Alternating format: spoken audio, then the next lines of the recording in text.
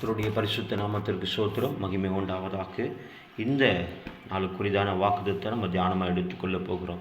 அதற்கு முன்பாக பிரியமானவர்களே, நீங்கள் நிறைய இடத்துல நீங்கள் காத்திருந்திருப்பீங்க. நிறைய கோவில்களை ஏறி இறங்கியிருப்பீங்க. நிறைய டாக்டர்கிட்ட ஏறி இறங்கியிருப்பீங்க. நிறைய காத்திருந்திருப்பீங்க. மனிதர்களுக்காக காத்திருந்திருப்பீங்க. இப்படி காத்திருந்து உங்கள் வாழ்க்கை தோல்வியில் முடிந்திருக்கிறதா? தோல்வியை கண்டு நீங்கள் பயப்படுறீங்களா? பயப்படாதீங்க மகளே, நீங்கள் பயப்படாதீங்க. ஆண்டவருடைய வார்த்தை நம்மளை பலப்படுத்துகிற வார்த்தை நம்மோடு கூட இருக்கிறதுங்க. நீங்கள் இந்த வசனத்தை நீங்கள் தியானிக்கும் போது, இந்த வார்த்தைகளை கேட்கும்போது கர்த்தர் உங்களை பலப்படுத்த அவர் வல்லவராக இருக்கிறார். இங்கே அழகாய் சொல்லப்படுகிறது. ஏசாயா 40வது அதிகாரம் 31வது வசனம் இப்படியாய் சொல்லப்படுகிறது.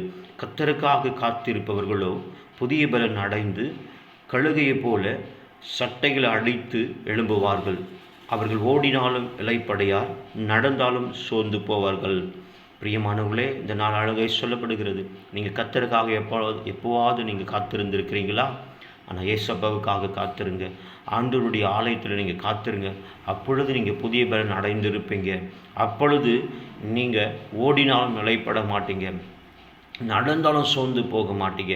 இந்த சோர்வு உங்களை வாட்டி கொண்டு இருக்கிறதா? இந்த சோர்வு உங்களை அப்படியே மன அழுத்தத்துக்குள்ளே நீங்கள் கடந்து போய் கொண்டு இருக்கிறீங்களா? கர்த்தர் உங்களை பலப்படுத்த வல்லவராக இருக்கிற கர்த்தர் உங்களோடு கூட இருப்பாராக்கு. ஆமென்.